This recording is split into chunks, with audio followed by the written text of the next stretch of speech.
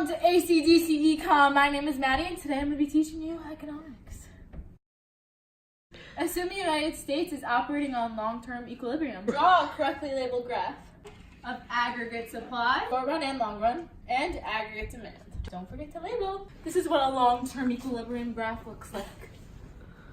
Now what happens when the government decreases income tax? Aggregate demand curve shifted to the right. Given the government action, draw a correctly labeled Phillips curve. This is the correctly labeled Phillips curve. Now show what happens when the aggregate demand curve shifts. It is just movement along the curve.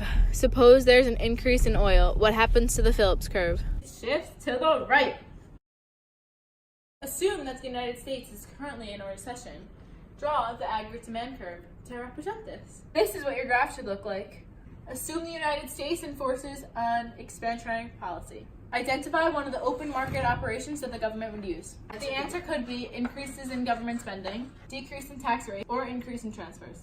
Draw and label a money market graph to show the effects of fiscal policy. This is what it should look like as a result of expansionary fiscal policy. Assuming that the price level doesn't change, what happens to the real interest rate as a result of expansionary fiscal policy? Clearly, interest rate decreases. This is your lesson from ACDC Economics.